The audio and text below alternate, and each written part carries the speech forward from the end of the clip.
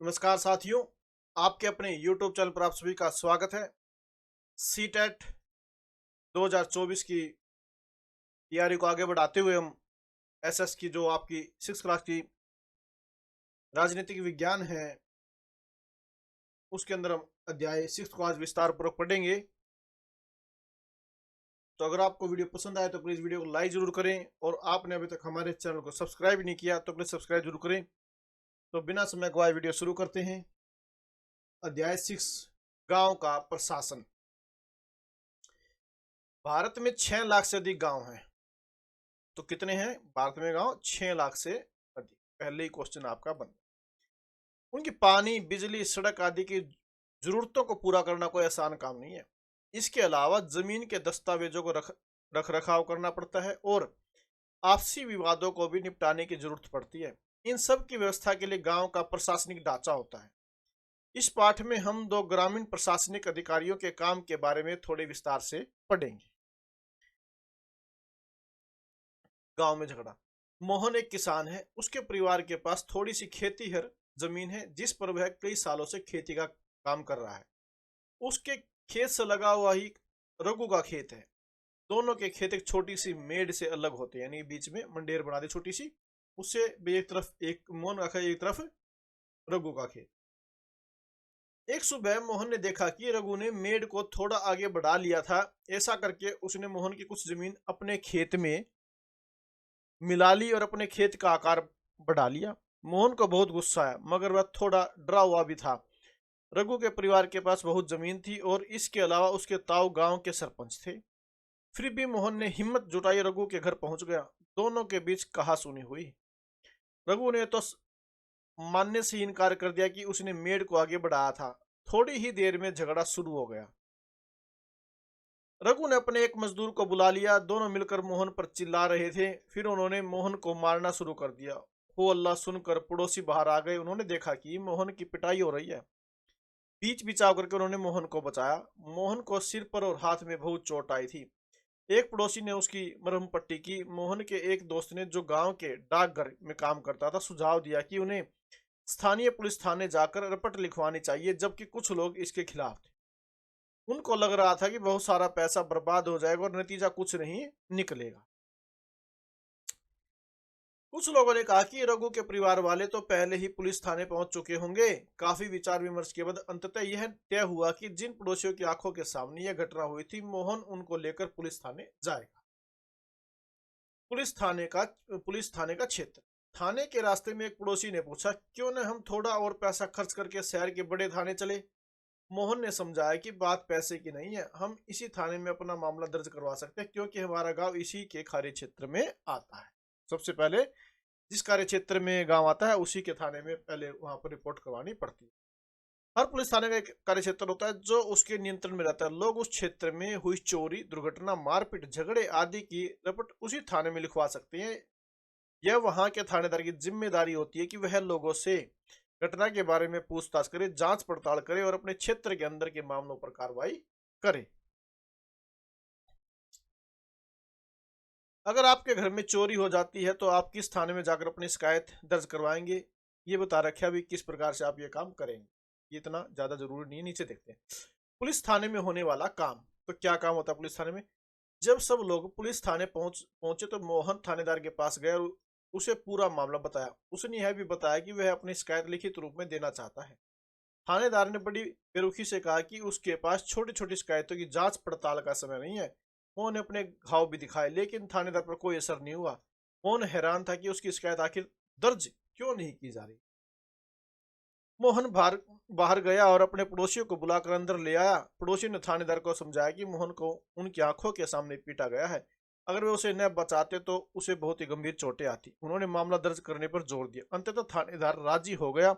उसने मोहन को अपनी शिकायत लिखकर देने को कहा। थानेदार ने वायदा किया कि अगले दिन एक हवलदार घटना की जांच पड़ताल के लिए उनके यहाँ पहुंचेगा।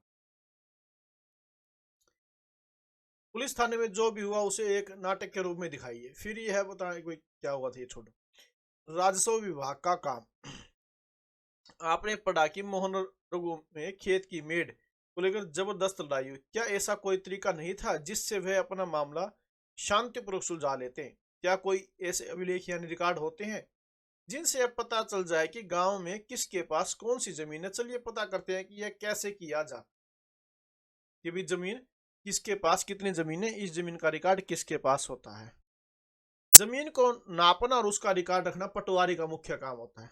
तो प्रश्न में जमीन को नापना और उसका रिकॉर्ड रखना किसका मुख्य काम होता है? वो होता है पटवारी का। पेपर सुन आ जाए किसका काम होता है? पटवारी।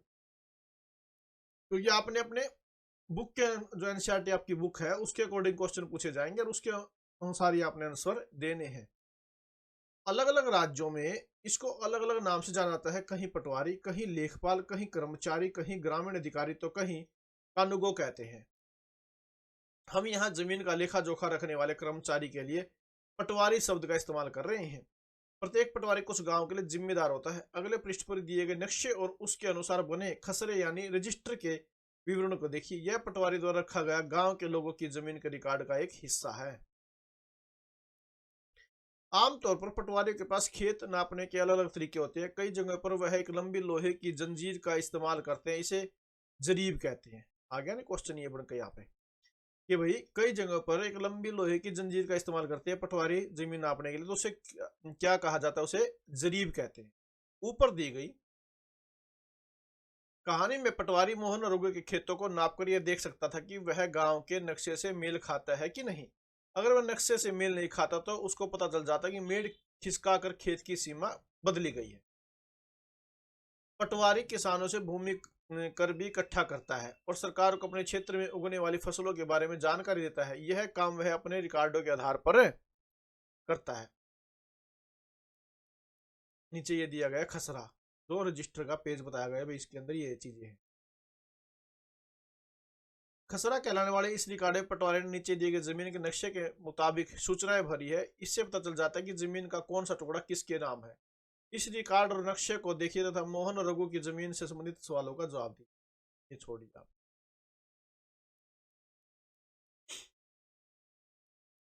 किसानों को अक्सर अपने खेत के नक्शे और रिकॉर्ड की जरूरत पड़ती है। इसके लिए उनको कुछ शुल्क देना पड़ता है। किसानों को इसकी नकल पाने का अधिकार है।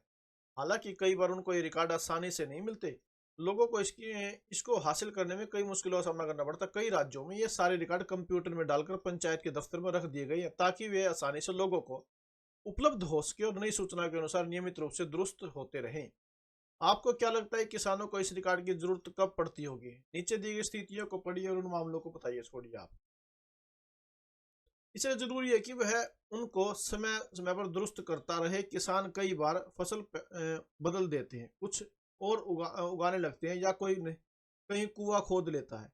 इन सब का हिसाब रखना सरकार के राजस्व विभाग का काम होता है। इस विभाग के वरिष्ठ लोग इस काम का निरीक्षण करते हैं। भारत में सभी राज्य जिलों में बटे हुए हैं। सभी राज्य किस में बटे हुए? जिलों में। जमीन से जुड़े मामलों की व्यवस्था के लिए इन जिलों को और भी छोटे खंडों में बांट दिया जाता है। जिले के उपखंडों को कई नामों से जाना जाता है, जैसे तहसील, तालुका इत्यादि। तो जिले के जो उपखंड है उनको किस नाम से जाना जाता है? तहसील और तालुका। सबसे ऊपर जिलाधिकारी होता है, उसके नीचे तहसीलदार होते हैं। उन्हें विभिन्न मामलों को निपटाना होता है। वे पटवारी के काम का निरीक्षण करते हैं और यह सुनिश्चित करते हैं कि रिकॉर्ड सही ढंग से रखे गए जाए, राजस्व इकट्ठा होता रहे। वे यह भी देखते हैं कि किसानों को अपने रिकॉर्ड की नकल आसानी से मिल जाए। वे विद्यार्थियों को जरूरत पड़ने पर जाति प्रमाण पत्र आदि भी जारी करते हैं।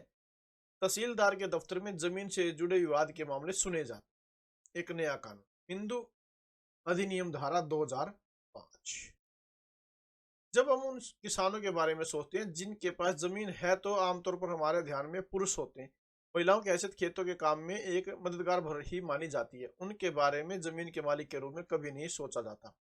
अभी तक कई राज्यों में हिंदू औरतों को परिवार की जमीन में हिस्सा नहीं मिलता था। पिता की मृत्यु के बाद जमीन बेटों में बांट दी जाती थी। हाल ही में यह कानून बदला गया। नए कानून के मुताबिक हिंदू परिवारों में बेटों बेटियों और उनकी मां को जमीन में बराबर हिस्सा मिलता है। यह कानून सभी राज्यों और केंद्र शासित प्रदेशों में भी लागू होगा। इस कानून से बड़ी संख्या में औरतों को फायदा होगा। उदाहरण के लिए सुधा एक खेतीहर परिवार की सबसे बड़ी बेटी है। वह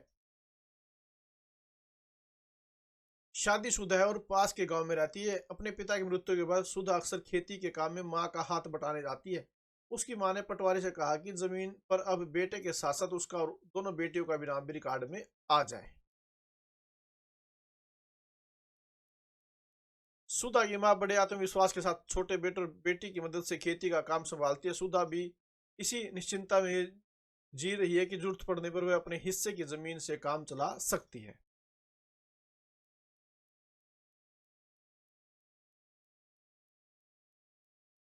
ये अभ्यास के प्रश्न आगे, ये आपका छोटा सा लेसन था। यहाँ देखते हैं क्या दिया हुआ है कि अन्य सार्वजनिक सेवाएं एक सर्वेक्षण। इस पाठ में हमने सरकार के उच्च प्रशासनिक कार्यों के बारे में पढ़ा, खासकर ग्रामीण क्षेत्र के संदर्भ में। पहला उदाहरण कानून व्यवस्था बनाए रखने के बारे में था और दूसरा जमीन के अभिलेखों की व्यवस्था के बारे में। पहले मामले में हमने पुलिस की भूमिका निरीक्षण किया और दूसरे में पटवारी की भूमिका। तो ये चीजें दी गई है। ये था छोटा सा लेसन आपका। तो इसके अंदर दो चार चीजें जो मेन आई जिसको हमने अंडरलाइन किया, तो आप उनको नोट कर लेना ताकि आपके एग्जाम के समय आप इन मोटी मोटी लाइनों को रिवाइज कर सके, क्योंकि पूरा लेसन आप उस समय नहीं पढ़ पाओगे। तो इसलिए आप जो अंडरलाइन चीजें की गई है इनको आप ध्यान में रखते हुए आप नोट कीजिए। तो अगर आपको वीडियो पसंद आए तो प्लीज वीडियो को लाइक जरूर करें, अधिक से अधिक शेयर करें और चैनल को सब्सक्राइब जरूर करें। Thank you very much.